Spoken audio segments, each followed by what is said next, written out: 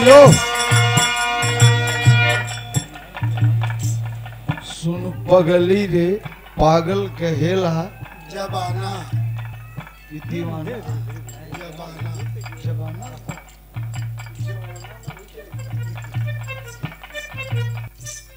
बड़ी बड़ी टाइटल बा। ठंडी के मौसम धीरे धीरे आई गया, नवंबर चल रहा है। कहीं जाड़ा में मरदा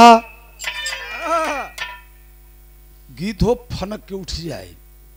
कहीं जाड़ा में मरदा धोबियऊ लगे बेटा।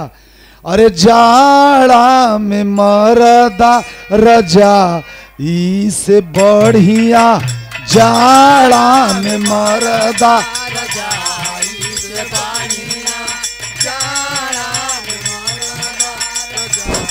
हेलो।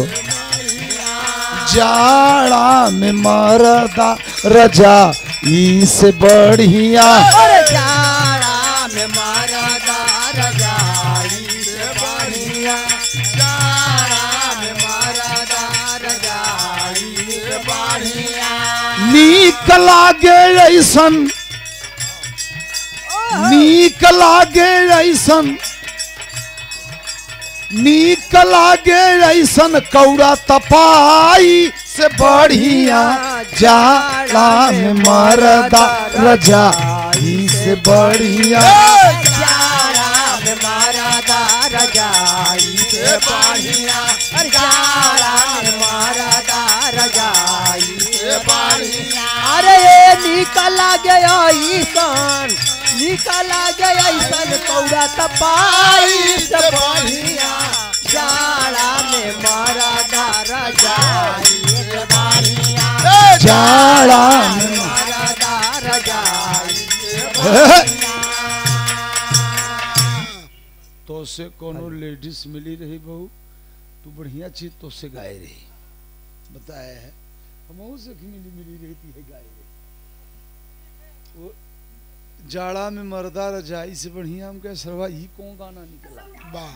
तो हम एक बदल के गाए कि जाड़ा में मऊगी, जाड़ा में मऊगी मिठाई से बढ़िया। जाड़ा में मऊगी मिठाई से बढ़िया। जाड़ा में मऊगी मिठाई से बढ़िया। नीक लागे ऐसन, नीक लागे ऐसन रसमलाई से बढ़िया। जाड़ा में मऊगी मिठाई से बढ़िया। जाड़ा में मऊगी मिठाई से बढ़िया। अरे निकल गया ऐसन, निकल गया ऐसन रसमलाई से बढ़िया। अरे वाह बारे पहलू वाह। लगी रे वही हाथ बेटे। मटुका लई के घूमे पड़ाइन वही हिरनावा ए यादव जी। मटुका लई के घूमे पड़ाइन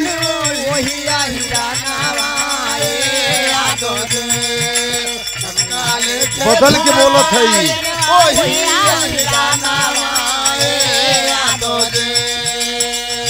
ये ओहर के नहीं दिया है, ओहर के देवते। मटुका लई के घूमे पड़ाइन वही हिरनावा ये यादव जी। रच कर डाल दी जोरानावा ए यादव।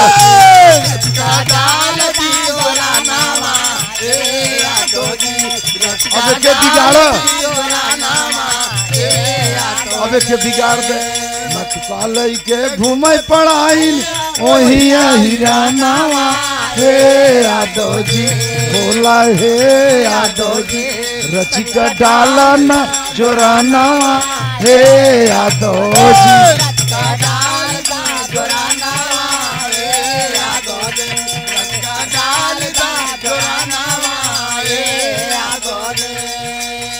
पलटा का दूध लई के खाचेला दुआरा वहाँ मारेला लाइन रे। पलटा का दूध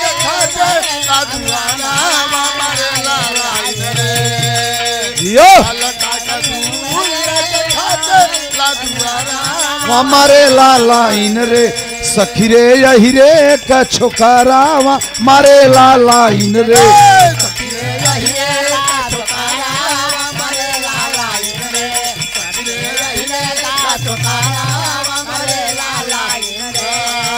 जा बालका का दूध लेके खाते ला दुआरा हमारे लाला रे पलटा के दूध लैके खाचेला दुआरा हमारे लाला इन रे सखी रे यही रे का छोकारा हमारे लाला रे सखरे रे का छोकारा हमारे लाला रे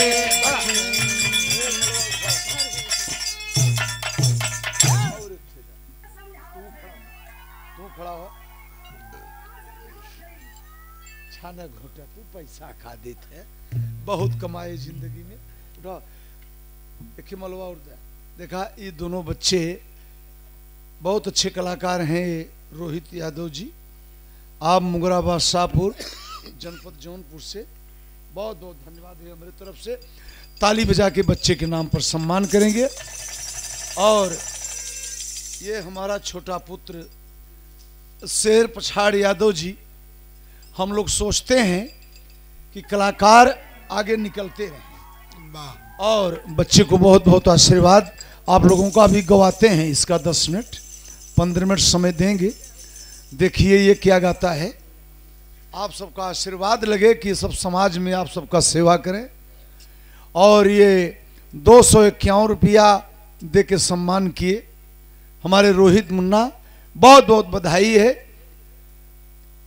कितना रात गाते रहो 10 रात 5 रात 20 रात 8 रात लेकिन आवाज जाने न पाए कलाकार वही है आवाज तनी मनी एक बिरहा वंदना में घचर घुचर होगी ओकर बाद उस्तान न धैले तब वो न रुके और जब रतिया भर लड़र बड़र कह दे तब जान लगे बहुत बहुत धन्यवाद और ये हमारे देश के एक बिरहा के एक बगीचा के माली हैं जो बिरहा का बाग है ये सब माली कलाकार हैं माली करें आगे बढ़े का बजावत रहे मुन्ना तू तनी साहब पूर्वी में जात रहे का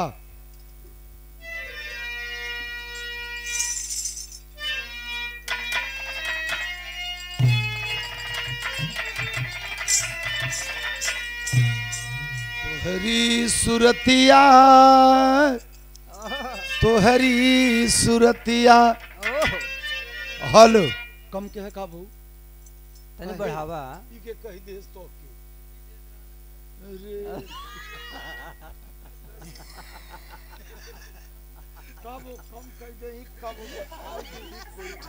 तब भाई हम वही की बोले लागे खाली मलवा पहिराव में हर ताके तब से पीछे से होला बस इतना धोखा कह दे और जब हम बोले थे तो वही कि हमें डिसबैल यही पर गावत गावत बाबू हम डाई करावे लागे हम कहा मलवा पहिरावे में का जादू हो गया हेलो तो जोने पे बोलत रहा तो हर बचवा सही में तू खाली जान के बिगाड़ देते है बहू इतनी टॉप को मशीन बा हेलो हाँ तब झमक कितना बढ़िया बाजा बोला तर्ज के और मीठ करा यो के बढ़ावा यो के बढ़ावा एक दबावत है काहे भी दे तब हेलो हेलो हाँ ठीक उमे का तो हर बिगड़ा था वो मशीन ती दे बने बा ते ई देखा hello hello hello hello hello hello hello hello hello hello का कहता सुदैया है हमें अब जब तुम्हें अलो अलो करते ही के लगाओ नहीं तू का बोले बहुत अच्छे बेटा अब तू चुटकी आओ मतलब बैठ जा हवा लम्बा जा हवा कुर्सी बैठ जा वहां मत बैठे भाई बड़ा झिलाओ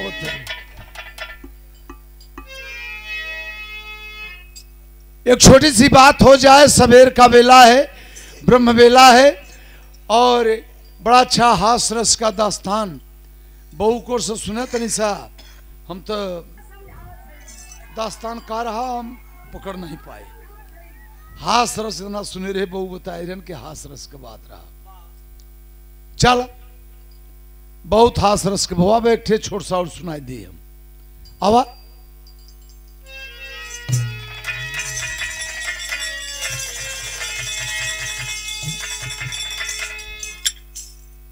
अहिर बनिया की कहा जाते अहिर बनिया की सुनो मिताई ज्यादा मीठा में कीड़ा पर जाई दोनों की है चला की कुछ दिन बाद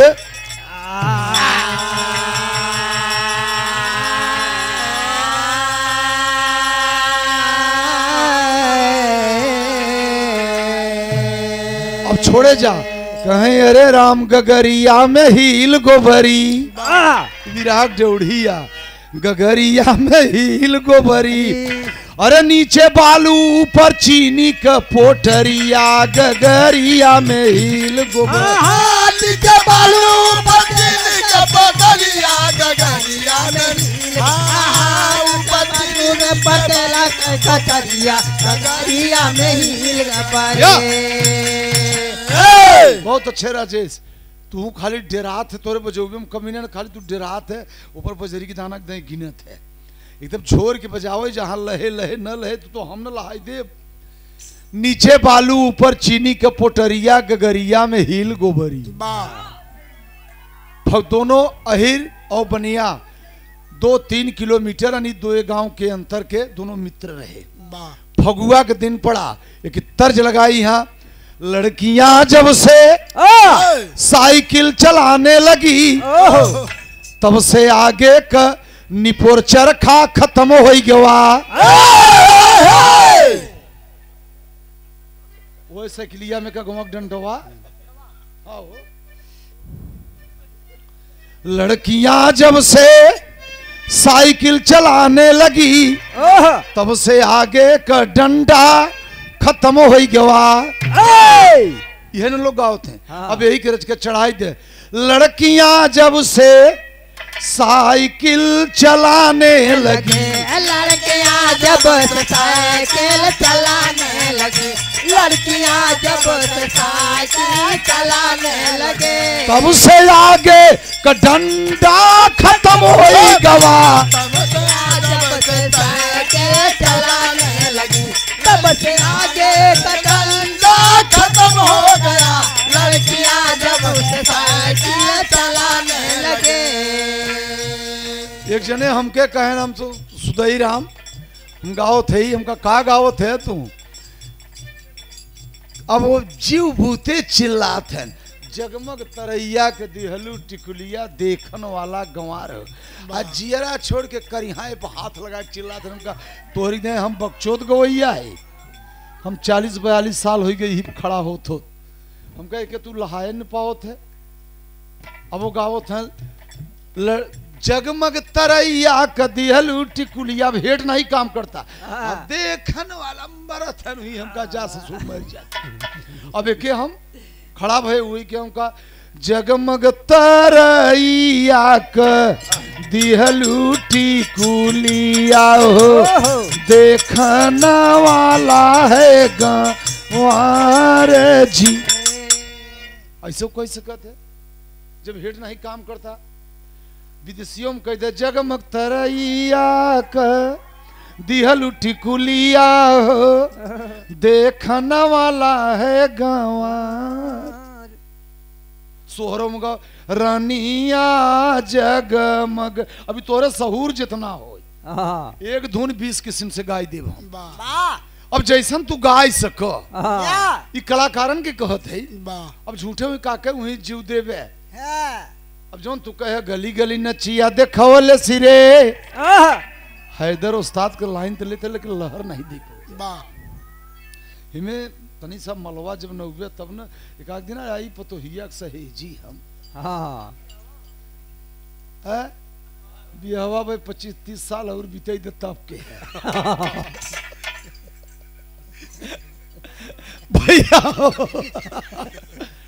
तब यही के अपने विचार से फगुआ के दिन बिरहा माई जाना विषयांतर हो जावे ये मौज के बात है साथियों सब बच्चे हैं हम सब मजा ले के आप गाई थे बजाई थे का किया जाए अब ककहरा बंदिश अधड़ भाषा ये कुल जमाना नहीं बा अगर लड़कन के सामने गौतौ है एक नेट पर गाना हम गाए है बंद गाना आप लोग मोबाइल खोलबे उजाला यादव बिटिया से ओके हम यहाँ ओकर बिरहा नहीं वो लड़की के, लेकिन फिर भी हम बिटिया के शब्द देते ही उसे गाए कि तोहरो बुरका फारब उनकर हम घघरवा दुलरवा झारब दूनो जन के। उस समझबे न के समार बिरहवे सुदई गावत कहाँ है। और हम तो 1962 की लड़ाई गावत है। अब्दुल हमीद पाकिस्तान और चीन के कहता, वाह चीन वाले घघरा पहिरे थे, पाकिस्तान वाले बुरका पहिरे थे। तो हम गाना में चुराई के गाए है कि तोहरो बुरका फारब उनकर हम घघरवा। अनी अब्दुल हमीद कहता ऐसा 50 गाना हम लोग चुराई के गाय दे कि बगले गवैया समझ न पाए कि दास्तान हौ कहाँ। और उमे टेरी बांधे आई काहे बाटू इतना फूली अब न चलिए हुकुम या दूली। तोहके लागल गोरी सब कह के बंद गाना कहते और पूरा गाना गाय दे पब्लिक न समझ पाए कि कहाँ से गाओ थे कि विद्वान कवि रे पकड़ ले, जे जानकार रहे सब न पकड़ पाए। उ समझवा इनकी उजाला कहाँ देखा इनका। तो कहा था दो गलवन का दो गलई न जाए, हमका धन्य है देवी अरे हम बिरहा गावा का। अब तू दो गला बनो बिरहा तोरे समझ में तो उबई नहीं किया। और मंच पर प्यारे लाल कभी बैठा रहे नहीं मुगराबाद शाहपुर के बगल में। हमका वाह रे वाह जी ये सब है। तो इसलिए बड़ा संहार के गाय पड़त के बुकुल लड़कियन का जाने छंदों अक्षर से कहे लगा रनिया सजती पहिने चुनरी कंगना विदिया झुमका किलरी रसरंग सजय तन काम मथे लगसेज गई लहरे घगरी। अब कुल जब अक्षर से 30 अक्षर 32 अक्षर कहे लगवे कहीं का बक्कत छोड़ते हैं। जैसे एक वादे आदि अंत के सवेरों सजो कहा तो एक जने भाई साहब बिगड़ गए कहे एक को समझ में नहीं आए। हम कहो तोहरे न आए जाते। तो ऐसा ऐसा अब कहाँ रह गए खाली बस मुर्गा मोबाइल बन के बस यही बरम बाबा पे बोले रोहित मुर्गा मोबाइल बन के ही बरम बाबा पे बोले बस और कत्तों न बोले ओकर जगह नदी नारे के कुल हट के बरम बाबा पे आई गए। ढेलहवा बीरी है भैया अपने औरत से बनिया कहा ए सिठाइन यादव जी हमारे मित्र हैं, आज होली का दिन है, तुम एक गरी चीनी भरो ले जाइए हम पहुंचाई आई सबका। यादव जी बोले अपने दुल्हन से कहा ये प्रिय एक बात सुना कहें का कहें हमारे पास भैंस लागा था तनी दही संझाक जमीबे कहें हाँ कहें गगरी दे और ले जाइए हम सेठ के दही आई। चौक में लगा था कैसे अहिर की नार व गगरी भर ही लाई है। यस अहिर की नार व गगरी भर ही लाई है, ऊपर से दही छोड़ी जौन जगह खाली है। बनिया की नार बालू से भरई गगरिया को, चीनी भराय दिया मालूम न संवरिया को। मुड़े पे गगरी धई के दुनौ जब तैयार भये, मुड़े पे गगरी धई के दुनौ जब तैयार भये, राह में मिल गए आपस में समाचार भये। राह में मिल गए आपस में समाचार भये, राह में मिल गए आपस में समाचार भये। छोड़ दो पर्दा, दोनों मिल गए। यादव जी जयराम, सेठ जी जयराम, जय जयरमी भा कि तू कहा हम तोहरी यहाँ गगरी चीनी लेके आवत रहे और ओकर मेहरारू से ठैनिया कुल नीचे बालू भरे बा रचे एक मुट्ठी चीनी ऊपर नाई दे। बनिया देखे कहे गगरी तो चीनी से फूल बा और वही रे के मेहरारू नीचे कुल हिल भर देस भैंसी का, ऊपर से 2 डोंकी दही छोड़ दे। वो देखे से कहे दही तो एकदम फिट बा और नीचे के मरम दोनों ने जाने मेहरारू चाल कही गए। त्रिया चरित्रम दइयो न जाना, कब मेहरारू फसाई दे, कब राम कैला दादा कहे नार तो फसाई दे, नार तो छोड़ाई दे और नार तो दिखाई दे रमे भगवान के। अब देखो तुलसी के मेहरारू ताना मारिन तो भगवान के पाई गए और अब के मेहरारू ताना मारत हैं तो पति का पावत है राम जाने। अब कह भैया तो काके तू हमारी यहाँ जावे काके हम तोहरी यहाँ गगरिये बदल ले, चलो तू अपन त्योहार देखा हम आपन और गगरी ले ले। जब सेठ जी पहुंचे तो सेठाइन से कहे देखो तू चीनी नहीं देते रहो, देखा यादव जी हमारे मित्र एक गगरी दही लेके आवत रहे या लेके आवा रास्ते में से। और यादव जी सेठ अहिरिन से कहे देखो तू दही नहीं देते रहो, सेठ चीनी लेके आवत रहे। और दोनों जनी खुश बहन की चाला और जानत तो है कि सिठैनिया सोचता कि हम तो बालू भरे है नीचवा अहिरनिया जब देखे तो कहा कहे और ये हरिहू के जीव घबरान बा कि हम कुल नीचे हिले रेले है ये पोल खुले तो आगे का होए भगवान जाने। एक छोटा सा दास्तान में देखें हासरस में, और ये दोनों की औरतें चाल किए हैं लेकिन पता नहीं।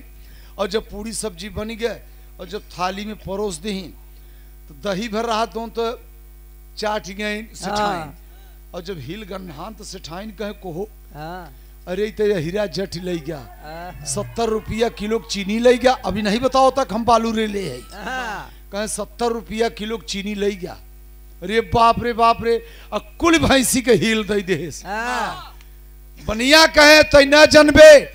अरे 10 बीघा हमार संगिवा ऊ खिबोए हो सकत तरवा खाड़ी न नाए हो कहे तो ले खाड़ी होए तो खा निकाल दे थरिया में भोजन।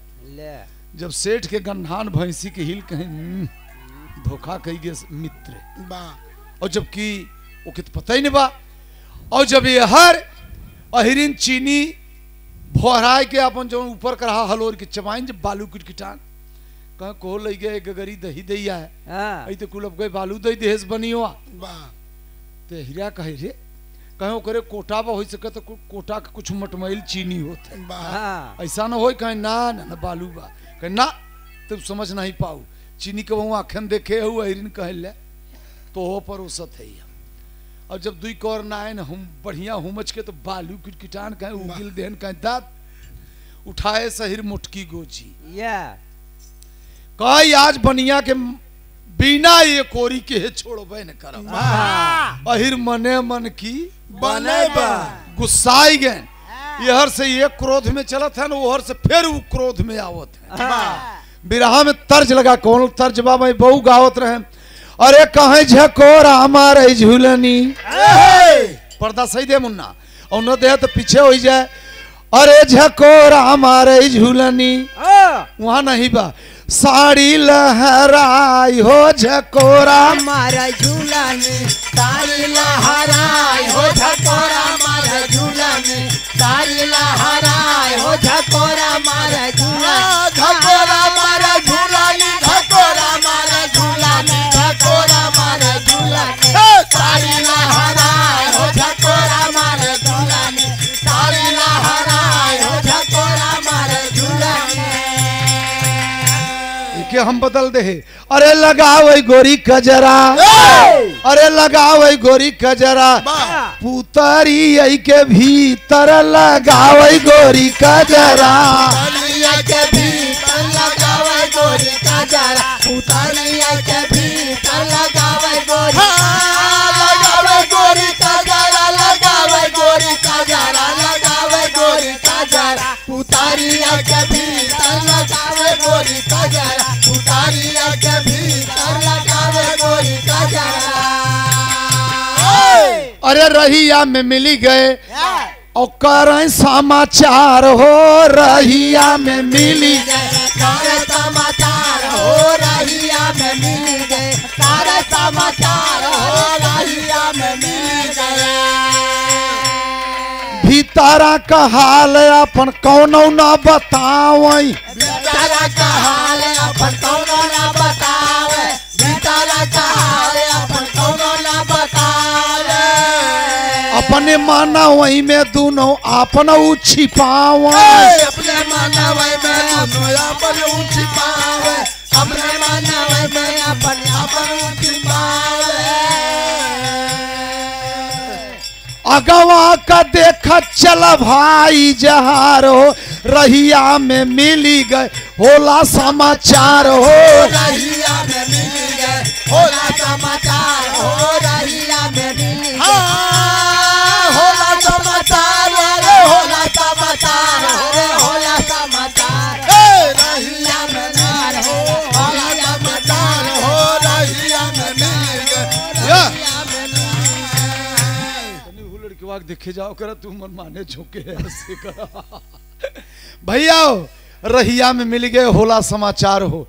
सेठ जी कहे हम तोरे लगे आओ रखे बिजनेस करे दे कहे का कहे ला 4000 रुपया, हाँ ले 4000 रुपया और एक काम ही कर कि जा तू किराना से सामान ले आओ सब तब का सब दुकान से, हाँ घी पिसान तेल जीरा मरचा हल्दी हाँ। लहसुन प्याज आलू और हम बैठ के बेचब तू खाली सामान खरीदा करे हाँ और जितना बिक्री होए तो 12 आना हमार और 4 आना तो हाँ अहिर कहे पहले पैसवा ले ली तोहे बताई हाँ। ससुर तू बालू दे दे है हाँ अब उन्हें तो ये खला था और जब पैसा पाए तो अहिर ले चंपत भय अपने घरे और जब भय ए लड़के बेटा ऐसे हम जब लड़का रहे बतियाद रहे हाँ और यहाँ समय कोनो कोनो भीतर साल बाद बतियाने से कोनो फायदे नहीं बा है तक था पर यहाँ और जब दोनों को बात देखे दोस्ती पैसा ले लिए और वही राय अपने घरे चूल्हा उपार के हाँ करिहा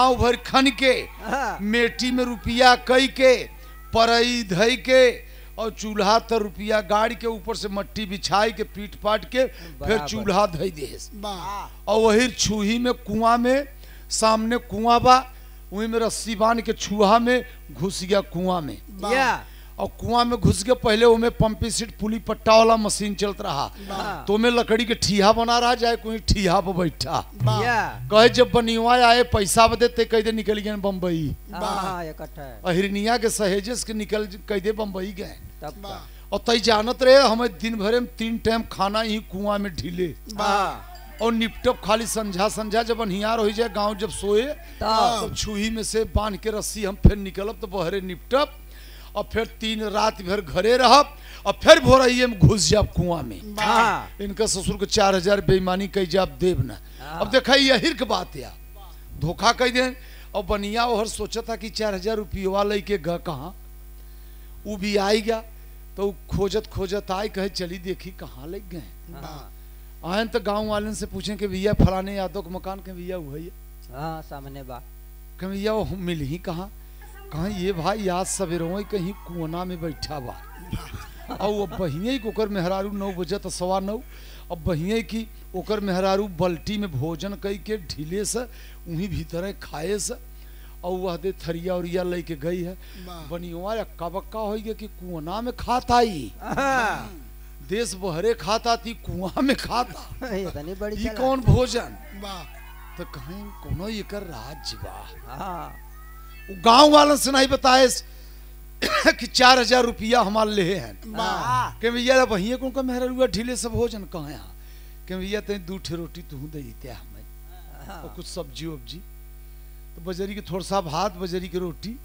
दे दे चना की सब्जी या यही कुल पहलवा हो भाई करे कहीं ले और एक बल्टी लेके के रस्सी लेके और खिया के गई मेहरारू तब से बनी वो ढील दे हाँ हम कहा यही मने मन की बने बन और जब फिर भोजन ठिलाई गए तो यही कुआं में से कहे करे बुजराऊ हाँ 4000 रुपया चूल्हा तर गाड़े है तो करे 10 मिनट पर तय खाना ढीले थे या ले जो बनियुआ के जाने चाहे तो तू बक्की देश कुआं में से हाँ कहे बुजराऊ 4000 रुपया बनियुआ से लई आए के चूल्हा तर खन के गाड़ दिया हाँ तो इतना खुशी हो गई कि करे 10 मिनट पर खाना ढीले थे बनियुआ कहे ले अब जाना तक हमार मेहरिये ढीले सब ढीले तो बनियुआ रहा हाँ उ जान गया कि चूल्हा तर रुपया बा बिना पता का पता चल जाता हाँ आहिर इतना निर्छल होते धोखा खाई जाते लेकिन केहू के धोखा जल्दी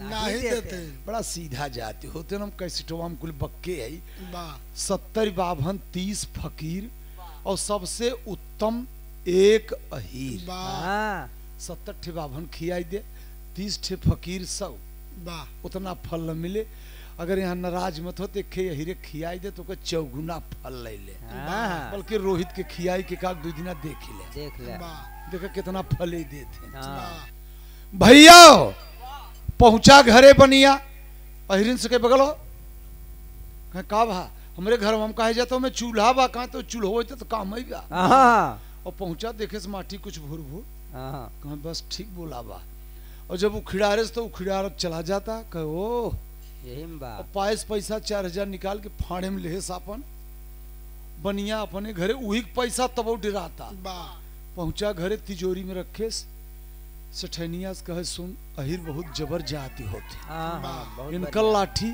ये तो जाति का नट सहै और ये तो भैंसा तब का और अहिरे के गोजी के सहत है नहीं अगर ये ताव में चलाई दे गोजी बढ़िया पहलवान अगर तो 4-5 मनई तो संग मर जही एक गोजी से तो कहे देखू अहिर हमारे मित्रिया बड़ा जबर बा हम यहाँ पैसा तिजोरी में रखे खटिया बैठे थे जब अहिरा आए तो हमें तो ये लट के हित रचे और तब तक तो और जब रुपया ऊपर ही गए तो अहिरिन पहुंची कुआं कहे स्वामी जी कहे का भा कहे चूल्हा तर जो रुपया गाड़े रहे बनिया लई गए अहिर कुआं में से कहे कैसे उ जाने की चूल्हा तर रुपया बा अहिरिन बेचारी कहे हम का जानी कहे तैयार दिन भर में खाना कई बार ढीले रे कहे एक बार अहिर कुआं में से कहे साला तो 2 बार कौन ढीले रहा दूसर का एकर मतलब वही ढीले रहा था ओह धोखा हो गए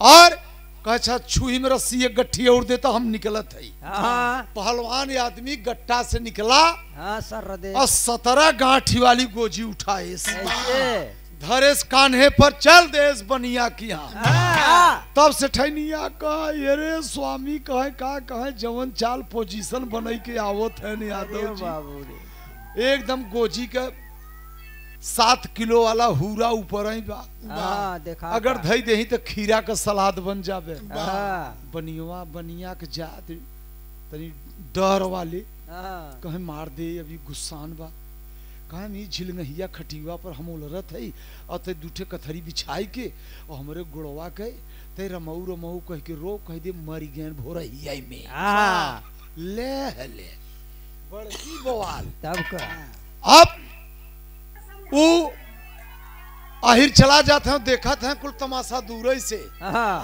जब और नियर आते हैं तब सेठाई रो शुरू की यहाँ तर्जबा बिरहा में बिलाप का तर्जिया माने रोना उस सेठाई रोवत कैसे है पर्दा तनी बढ़ जाए मुन्ना पर्दा बढ़ जाए प्यावा कहा यार आगे बढ़ाओ तू नहीं पाई सके ओके दुल्ही रोत है कहे अरे राम मांगे का से धुरावा मांगे का से धुरावा धोवाया हो सजनावा मांगे का से धुरावा धोवाया हो सजनावा मांगे का से धुरावा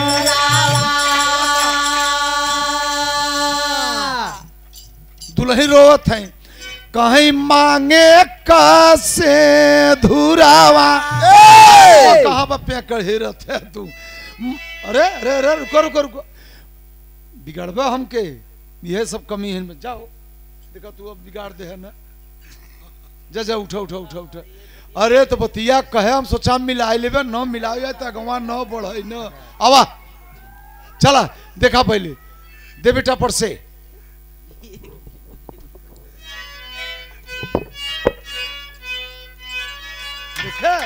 सब क्या यार मांगे कसे धुरावा धोआया हो सजनावा मांगे कसे धुरावा धोआया हो सजनावा मांगे कसे धुरावा धोआया हो सजनावा हम इतना हारमोनिया ले रही थे कि कौना रतिया भरे में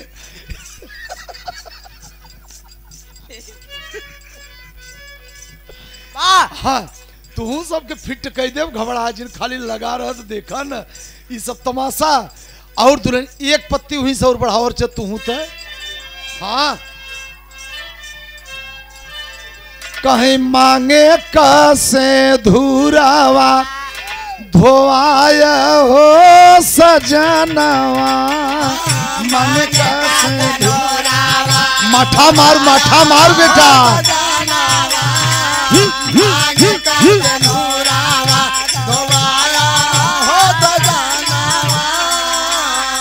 और सेठाइन का कहे हम कौनी डरिया अब हम कौनी डरिया अब लगाया हो सजनावा, हम कौन लगाया हो सजनावा, हम कौन लगाया हो सजनावा। हाथे का कंगनावा, हाथे का कंगनावा तोराया हो सजनावा, हाथ का कंगनावा तोराया हो सजनावा, हाथ का कंगनावा तोराया हो सजनावा। यादव जी दुआरे पहुंचे, कहीं से ठाइन का भा कहें भैया आज 3 बजे भोरही में 3:15 पर उमें 2 सेकंड बाकी रहा और तब ये खत्म हुई गई। और हमारे गांव में दुश्मनी बा क्यों इनका मट्टी उठाओ नहीं आवता, नहीं हरे खबर दे है। और वहां से जब के हमारे भाई बाप 4-6-10 जने के लिए आई के आई हैं, तब इनकर कफन दफन हुई। आखिर सोचा था कि 1 किलोमीटर दूर रहे तब से कर घर दिखाता, और दिखाती खटिया पुट के बैठा रहा, और 1 किलोमीटर पहुंचत पहुंचत तब से ससुर मर गया। ये कौन करे बीमारी आएगी, तो अहिरो बुद्धि लगाई दे कैसे ठाइन हमारे अजीब मित्र रहे नहीं, हमारे अजीब मित्र रहे। और जब ये जियत रहन तो हमसे कहे रहे कि भैया हमारे गांव में दुश्मनी बा, हमारे मरे हिराने के हमारे मट्टी कफन दफन न करे, तो तू हमारे मित्र है भाई तनी हमके फूंक जार दे है। तो अब हमारे संगी इन्हें ले चलते, जब भोरह के मर गए तो इन्हें ले चलते ही हम नदी में फूकब। बनिया मनवा सोचा था कि ससुरा कहीं न ले चले, सही न फूक दे। देखा ही मेहरारू के दोनों चाल कितनी बड़ी बवाल होता। अब कहीं से ठाइन तू चिंता मत कर, तू रचो चिंता मत पर, तू हमारे मित्र का मेहरारू हो, इनकर हम कफन दफन करब। अब वो तो रोवत हैं उजार के लीलार, नकली असली तो जियते बा। अब कन्हवा पे यादव जी, अभी ओहर के विदेशिया बोलत थे बेटा, हैदर उस्ताद कन्हवा पे यादव जी, ये हैदर उस्ताद बोलत रहन। लेकिन तनी ओहर जब चलबा कन्हवा पे यादव जी उठावले जब लसिया हो, ज्यादा स्वर न लगे हमें। और तब रोवली से ठाइन बरसे आखी से सावनवा, लई के जवाना चला गौवा के बहरा हो। हमू को वैया है बिटवा, तू लोग ध्यान दे, चाहे यहर के विदेशिया गाय दे, चाहे ओहर के, चाहे यहर के धुन, चाहे ओहर का कह कुल इलाहाबादी झोंक दे, कह कुल बनारसी धुन गाय दे। गवैयन के इतना खोपड़ा में दिमाग रखे चाहे। जब हम लोग ओहर जाई थे गाजीपुर ओरी, तो हम बन जाई थे इलाहाबादी, कहें सुधई इलाहाबादी कलाकार है यार। और जब कभों कभों यहर आई थे साउंसा उनसा, तो हम ओहर के 2-4 दिन कहते आ रही थे बनारसी कलाकार है। यानी पब्लिक न समझ पावे, और कलाकार का मतलब कि पब्लिक को जो जीत लिया वही कलाकार, वो कलाकार है। पब्लिक के किसी को चेहरा को देखत रहे कि जितने जन केहू चेहरा उदास तो नहीं लागता, और जब उदास लागे तो गाना को बढ़ाई के नाव छापी दे खट से, ये पकड़ हो चाहे। जब देख लेगी जनता जब बिगड़ता तो ये कहे के चांस न देख भैया तोहार गाना बढ़वार हो तो बंद करे, और जब कह दे अगर जनता के तो जान जा कि अब कमी बा। उन्हें कहे से पहले तू रुख देख के काम कर जा बस। और रुख कैसन दिखात है, जैसे भैंस भैंसा रुख नहीं बा, काम खराब बा भैया। ये तो नहीं सब लड़का कलाकार, हम कोनो बनारसी गवैया, हम तो बॉर्डर कहे न भाई, गोपीगंज कितना दूर बा यहाँ से, तो हम तो पड़ोसे न है। हाँ, और वो हरो से लगी है के है कितना जंगई दुर्गागंज, वहाँ कहती बसवापुर चौराहा डाकत फिर आप ही है, ये हरो से तो कुल सटई हुआ तो है। तब का कोनो दिक्कत नहीं ना, मेहनत करा भैया हो, लेकिन तुम्हारी मेहनत ठीक बा, इससे कोई बात नहीं है। हमारे बातें ध्यान मत दे है, कहीं अगर हम गलतो बोल गए हो तो क्षमा के लिए है भैया हो। आप कान्हे पर उठाए के जब गांव के बहरे गए तो यादव जी कान्हे पर बनिया तनी खाए पिए मोटा ताजा तनी काजू किशमिश ओजन रहे तो यादव जी कान्हे पर कहें ससुरा सही है मर गया बका अब फेंक के एकदम छुआ का बाने ऐसे कब हम मार झगड़ा के रास्ता घाटे जावे कब हम गरम रुमाली लेके से मत जाए और कहता साइकिल लड़ गई कहीं कारे और तब से मिला आगे इधर से मिला पाछे से बिना फांसी हो गई सतर्क रहा। और वह बनिया का गोड़ दोनों यादव जी साफा पहले कहिर 60 हाथ साफा बांधे और गोड़ दोनों बांध के और हेंगा के दाएं घेर रहा होता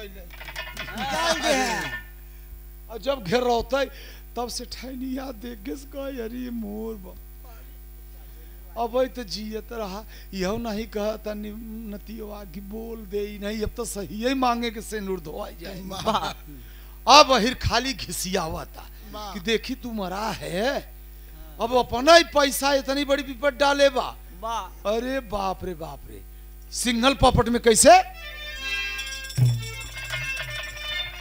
ये सिंगल पॉपट या बेटवा हरे जैसे मैं तू लोगों के बताए थे जैसे आवाज 4-6-10 दिन बिरहा लगातार गाए बाबू और आवाज भारी बा और पब्लिक में लाची ले ले भाई लोग इतना जनहिक तू कई रात गाए है ये लोग तो कहीं हम लाची दे 10,000-15,000 रुपया दे गाँव मर चाहे तो जैसे अब पहपटवा एकवा जब कहबे असली वाला पूरा तब कहां से कहबे तो ऊपर दा पहपट के देते बताई दे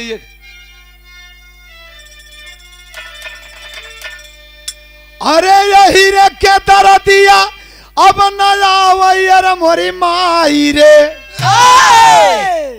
ओरिजिनल या अब पिया का टंगरिया धई घेरावैयर मोरी माई रे अब ऊ पहपटवा अब जब आवाज गावे लगे और बिगड़ी बा तो सिंगल कह दे अब सिंगल देता बताई दे में आराम मिल गया अहिर के दर दिया अब न आवई अरे मोरी माई रे और दूल्हा का टंगरिया धई घेरावई अरे मोरी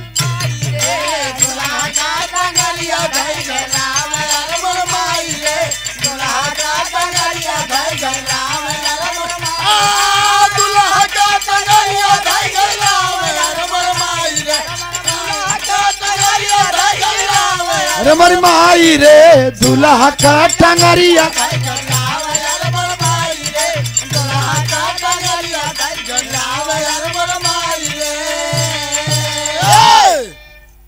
खींचता खींचता खींचता लई गए सुना कुछ दूर हो अरे हर कुछ दूर घेर रहा ले गए बनिया बोलते नहीं बाकी बोल देती मुआई ना है गोजी ले है वाला लाठी खींचता खींचता बाबू लई गए कुछ दूर हो खींचता खींचता बाबू ले गए कुछ दूर हो खींचता खींचता बाबू ले गए कुछ दूर हो जवानी की खींचाई बाबू ढेला होई ग चूर हो जवानी के खींचे बाबू ढेला होई ग चूर हो जवानी के खींचे बाबू ढेला होई ग चूर देहिया का चमवा छोलाइल अरे मोरी माई रे देहिया का चमवा छोलाइल अरे मोरी माई रे पिया का टंगरिया धई घेरावई अरे मोरी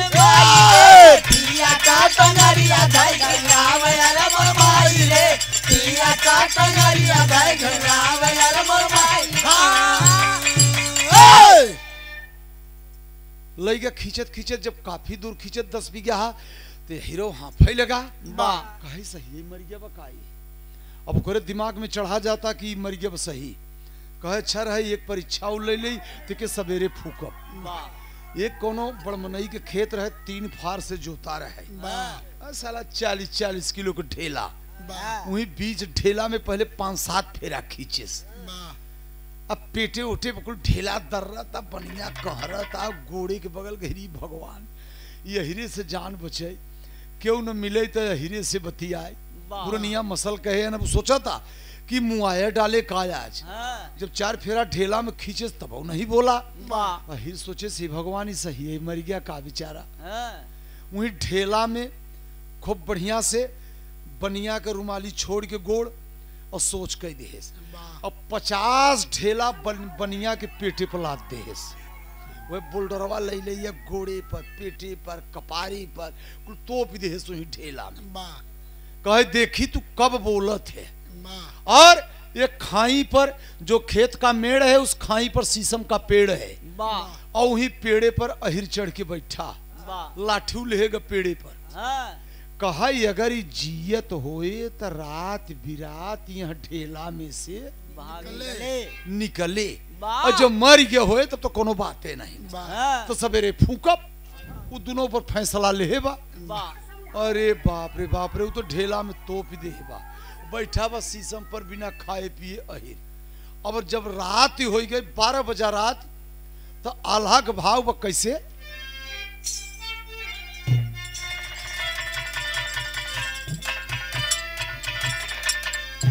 वीर रस के आल्हा, अरे शेरनी के कोखिया रे सियार नहीं जन्मे। ये आल्हा में गाए है वीर रस में हम, शेरनी के कोखिया सियार नहीं जन्मे, अब बाघिन के नहीं। तो कैसे टुवे में कुलबा, लेकिन करुण के भाव में आल्हा कैसे देवे तुम बताओ। वाह, अब ऊपर जा। 12 बजे रतिया में चोर चल चोरिया करई। 12 बजे रतिया में चोर चल चोरिया करे। 12 बजे रतिया में चोर चल चोरिया करे। 7 चोर गिन के रहले सुन मोरे भाई। 7 चोर गिन के रहले सुन मोरे भाई।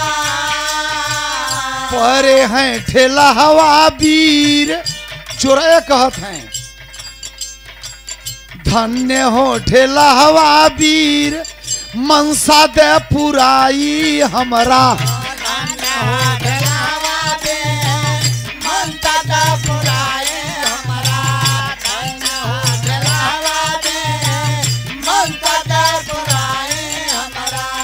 भोरवई में देबै तोहके रोटावा चढ़ाय। भोरवई में देबै तोहके रोटावा चढ़ाय। ज्यादा धन पाए जबकि सुन चार, ज्यादा धन पाए जबकि सुन 7 चोरवा ये भैया। ज्यादा धन पाए जबकि सुन 7 चोरवा भैया। ज्यादा धन पाए जबकि सुन 7 चोरवा भैया। रोटवा चढ़ावई लागे अहिर देखै भाई। रोटवा चढ़ावे लागे अहिर देखै भाई। कानवा का बात तब अजब निराली देखा। कानवा का बात तब अजब निराली देखा। कानवा का बात मत देखा अजब निराली भैया। लिहल तम्यान से करिया निसार।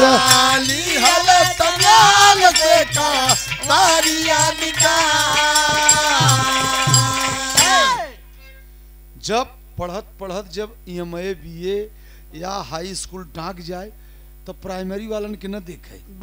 अब तई यार ते ग्रेजुएट हो गए, अब ये सब है प्राइमरी में है, तो का प्राइमरी वालन के देखे थे तई आगे और बढ़ तनी BA हुए जो तब का भी नहीं दिखते थे, बार बार घिरत है जना शिखर के फाड़ के खावे दे।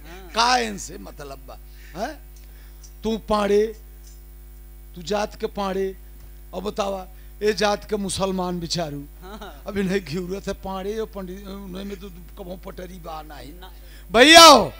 अब जात के मुल्ला जी हैं भैया, ये इतना ही नहीं बड़े प्रेम से वही देखा था कि 7 चोर आए तो कहत हैं जय हो ढेलहवा वीर महाराज। वाह अगर ज्यादा धन यहाँ गांव में पाई जा तो भोरहिम तो है रोड चढ़ाओ। वाह तो 7 चोर में खे काना रहा एक आंखी का हाँ, और काना अंडे बंड काम ही करत हैं। देखा यहाँ क्यों जन एक आंखी खोया तो नाराज मत होया। वाह तो कनवा चोर कहे हे ढेलहवा वीर महाराज ये 6 जने तो रोड चढ़ाई, अगर हम ज्यादा धन पाई जा महाराज तो हमार तो ढेलहवा वीर महाराज एक फोरे है हाँ, और तलवार से तोहार हम दोनों फोड़ दे। वाह वही है मनौती माने से। हाँ, तो जब गहन ज्यादा धन पाए तो लूट पाट के आए तो 6 मिला तो लपसी रोड चढ़ाई दें वाह कि धन्य हो ढेलहवा वीर, वाह। दया के है। गहना में हंसुली कड़ा ढेरकौआ फेरवा बंगुरी ई कुल पुराना रकम रहा। वाह असरफी हीरा मोती जवाहर खूब बढ़िया लूटे वाह और कम से कम नहीं 5 गलौआ गहना पुराना सब लूट पाट के वहीं धई देन हाँ, और धई के और अपन अपन पूजा करते हैं। तो जब सब खलियाई गए तो कनवा कहे भैया हम हूँ माने है, कहे तू का माने है, कहीं इनका दोनों आँख फोड़े दे माने है। वाह देख अब कनवा चौधरी के अब कनवा चोर करत का बा वो अपन अब अलग से विचार बनेबा। हाँ, और जब म्यान से तलवार निकाले कि अब इनकर आँख फोड़ब तो बनिया सोचा तो वही ढेलवा में से हाँ, कि यह हीरे से तो जान कैसो बचा। हाँ, अभी एक काना चोरे आई के भद्दरा हो गया वाह और ये जो घोंस दे ढेला में तलवार हाँ, तो पता नहीं पेटे में धंसे कि आँखी में गोदे हाँ, कि गोड़े में पीठी में ही केहर गोद दे कोई ठीक नहीं। वाह जब वो म्यान से तलवार लेके और जब ललकारे कि जय हो ढेलहवा वीर, अब वो तलवार वही ढेलवे में गोदे हाँ, और तब से हड़ाई के बनिया उठा जब वही ढेला में से तो जैठ ढेला कुल अंड का बंड गिरा तब बाद कुल 7 चोर तो तलवार गहना गुरिया छोड़ के लंबी लेन 20 बीघा। वाह अरे कहीं तो ढेलहवा वीर तो भूत हो गए। ढेलहवा वीर तो भूत हो गए। अब बनिया जब देखे कि चोर हर भगेन वो अब का जानता कि हीरा पेड़वे पे बैठ के देखा था हम अरे वाह जिए के धन पाए से बनिया लेहस लंबी अपने घरे हो जाए। वाह और 7 चोर पहट लेहन अपन रकम वही छोड़ देहन वहन जानत नहीं है कि यहाँ क्यों बा चोरयो नहीं जानतन कि कोनो वही पेड़े पे बैठा बा। हाँ, बिरहा समझ कैसे हो चाहे। वाह अब जब 7 चोर यह आवाज लगाएं अरे रुक जा ढेलहवा वीर महाराज हाँ, गलती की क्षमा करे कनवा का पूजा गलत रहा। हाँ, ई कनवा चोरे के पूजा गलत रहा महाराज मान जा महाराज। हाँ, अब कुल कनवे के डांटे कहे सर ढेलहवा वीर तो रिसियाई गए हाँ, काल यहाँ गांव में चोरी करे होगे तो ढेलहवा वीर रिसियाई गए पकड़वाई दे तो कुटाबे। हाँ, अब कुल पहुंच लेन और तो यही कहे अब ही समय मौका मिला बा। हाँ, लप से पेड़े पर से उतरा साफा छोड़े जौन कुल गहनवा वहां लूट के धई के पहुंचे रहे बनिया के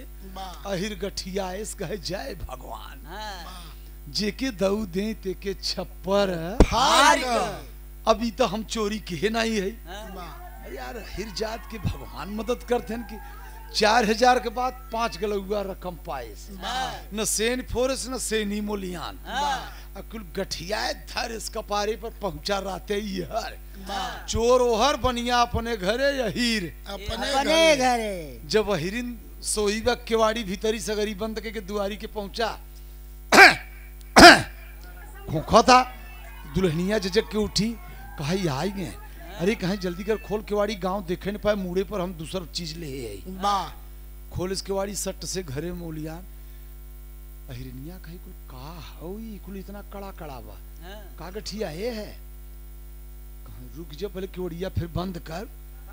जब केवाड़ी फिर भीतरी सगरी बंद हो गया और तब कुल रुमाली में से छोड़ के कुल कुरई दिस अहिरनिया कहे अरे मोरी माई हाँ, ये इतना हंसुली कड़ा ढेर कौआ फेरवाई कुल कहाँ से लई आए। हाँ, कहा चुप ई हमार तोड़ धनिया ये हमें केहू को साची नहीं बा अब हमें कुआं में बैठे की जरूरत नहीं बा एक एक के बेचब एक एक 2 बीघा खेत लिखाए जब घबराए मत एक एक के खाली घसकाए जब जैसा दाम बढ़े सोनारे की यहाँ और एक एक के बेचब एक 1.5 बीघा खेत लिखाए जब चिंता मत के थे 50 बीघा है इतने जमीनों लिखाऊ मकान बन जाए, नंबर 1 के दुआरे कुआं हो जाए, सब सारी गिरस्ती टनाटन, और तो इतना रकम बा कि और ही में बिटिया बेटवा के बियाह शादी कर लिया जाए, कुल रंगों कर हो गया।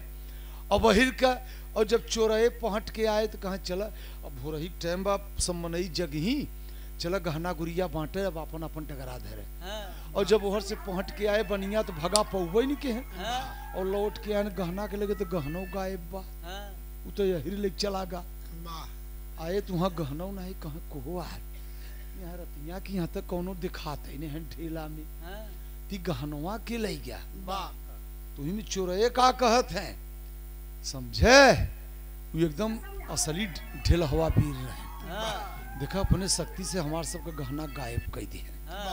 अब हन के तर्क दूसरा लगा था कि अपने शक्ति से, अपने माया से, अपने कृपा से, और हमारे सबको देखा जो रात भर हम सब सेन फोरा लूटा, और हमारे सबका गहना गायब कर दिए।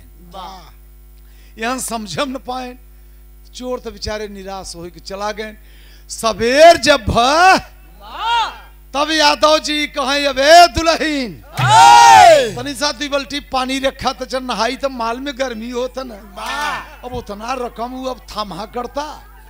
अब जब सवेर भर नहाए धोए, बढ़िया मोछा में तेल लगाए, और चल दे वह गोजी उठाए फिर सेठ की यहाँ, और सेठ के तो सेठाइन हरदी माठा करते हैं, काहे खींचे बा के कुल कटकुट गवा बा, और फिर ये जरे पर फोड़ा ना हो, यही राम जात हैं, और फिर बनियो वही किया।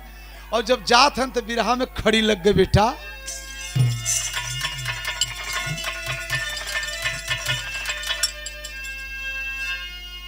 यह दादा पंधारी के खड़ी में तनी बेटा नरम में न रहे, कोनो कोनो वैसन धुन बा,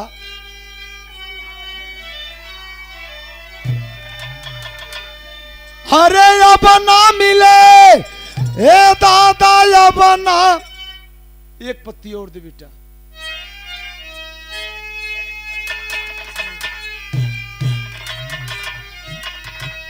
अरे अब ना मिले, अरे ये दादा अब ना मिले, और जाऊ अब ना मिले, देसी घी नहीं का सोहारी अब ना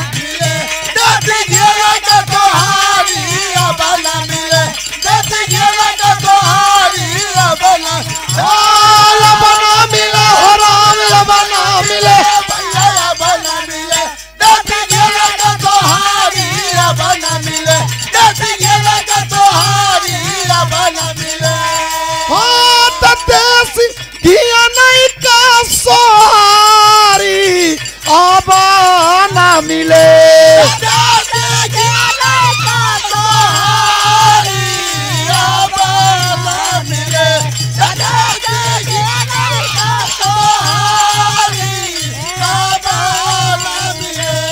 जेकर मरी गई महतारी का बहू ना मिले, ये हम बदल दिए।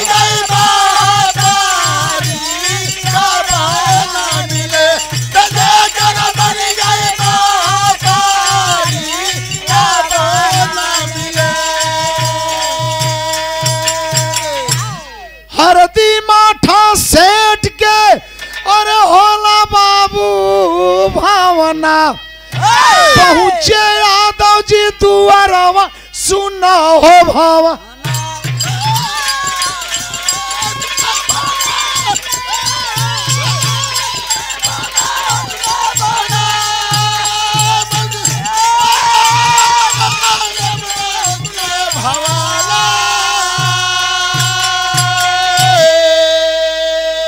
यादव जी जब गोजी लेके पहुंचे सवेरे तो सेठाइन का फिर आवत, अब का होई? सेठिया तो जो खिंचान बा तो कुल कट कुटी गवा तो अलटत पलटत ओढ़ना में बजाता तो और चिल्लाता, और तब से सेठनिया का फिर आवता तो जोनो को बजा रहा दो चार ठे घौना में चदरा उदरा वो लेके उठ के चरचराई के छोड़ा था। कहे अब कहाँ जाई रे, अभी अब आवता तो अब का करे? यादव जी पहुंचे लेकिन अपने मर्यादा से। कह सेठ भैया जयराम, वहां समय जेरमी करता तो के नगल लागा था, वहां समय जेरमी करबे नगद लागे, हाथ पकड़ के आगी में ना आई के कवैया तापत है कौड़ा ठीक बरता।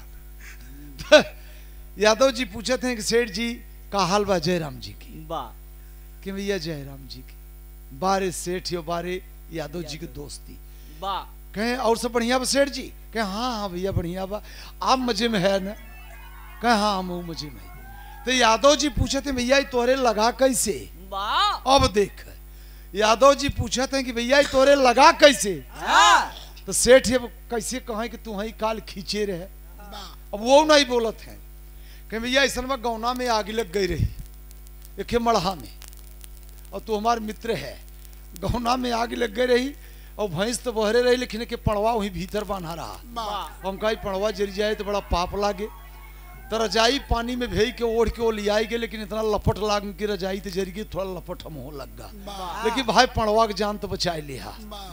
यादव जी कहे साबस के है तो मन से दुई वाला पड़वा तो बचाए। तब यादव जी बोले कि बारे मित्र वाह।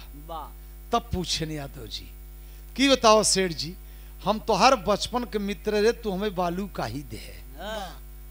अरे अब पोल खुला था बिरहा में, सेठ जी कहे का कहे कि भैया फगुआ के दिन तुम्हारे बचपन के मित्र रहे, हम तो के एक गरी दही दिया और तू बालू का ही दिया। अब से ठहनिया लगी कहां पर कि हमारे बालू के तो पोल ही खोला था, तो इहू को मेहरिया तो हील दे रही। अब तउआ तक कहे दे, तो सेठ जी पूछत हैं कहे करे सेठनिया से, कहे करे का दे रे फगुआ के, हम तो चीनी दे रहे, कहे दत्त। सेठ जी कहे सेठाइन से, अरे यादव जी कहे सोझे बोलू सेठाइन राम न एक गोजी में तो हर काजू किशमिश कुल निकाल ले, तुम्हें चीनी दे रहो कि बालू दे रहो।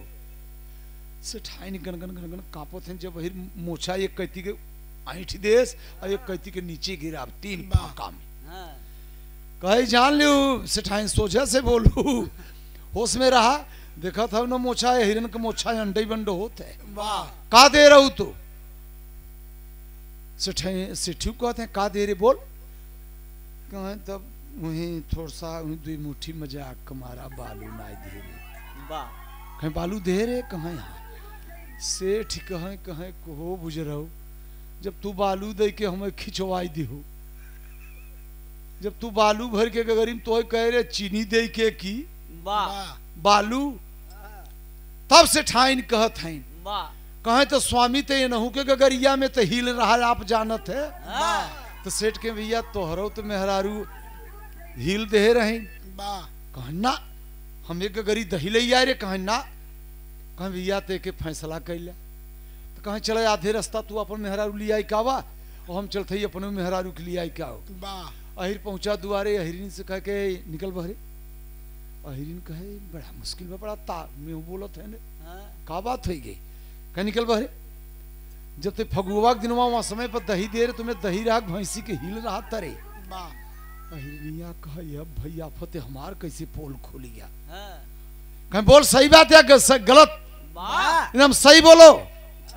तब अहिरीन जब कांपे लागे मेहरारू के जाते, कहे स्वामी हम हिल भर दे, कहे करे हिल काहे दे का मतलब से, कहे स्वामी हम ही सोच के दिया कि एक घरे का काम नहीं करते, जब देखा वहीं से ठियो के तू बैठा रहते, ये तनी बड़ी दोस्ती हो गई बा, हम सोचा कैसे तुहार सबके बिगड़ार हो जाए कि सेठ जी अपन काम देख और तू अपन काम देख।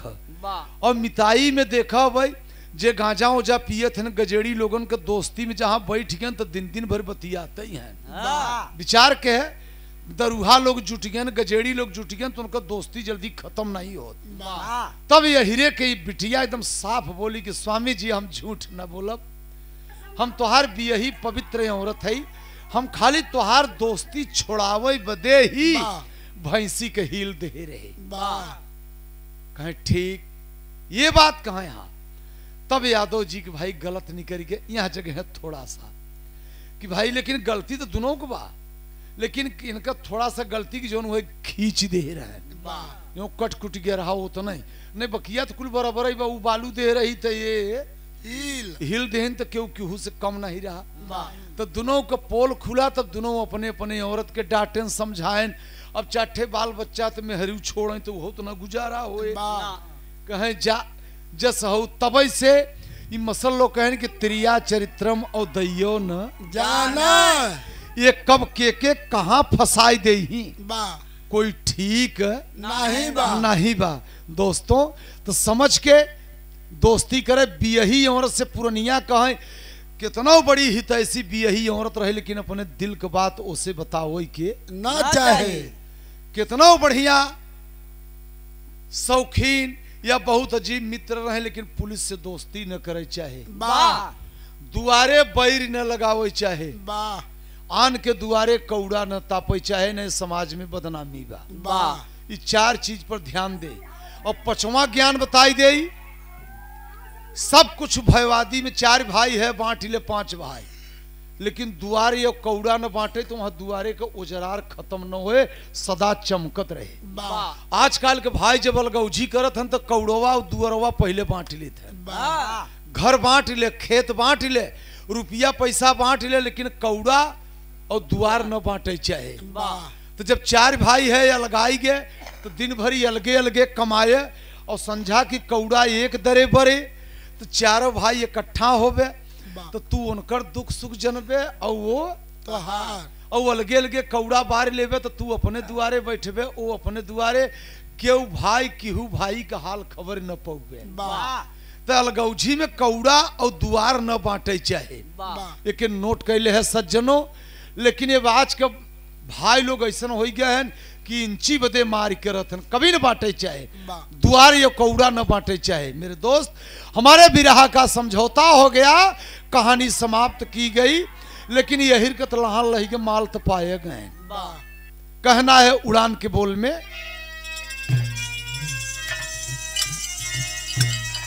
महाबली गुरु पंचम मक्खन राम यधार पुजारी, प्यारे लल्लन कलम चलावे और सींच गए फुलवारी।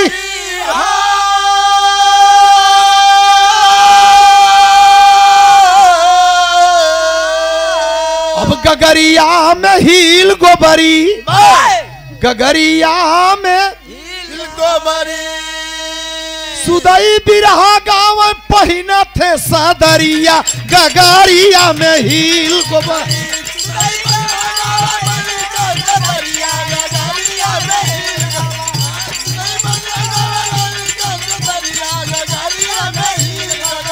मोरे रामा अरे मोरे रामा हो राम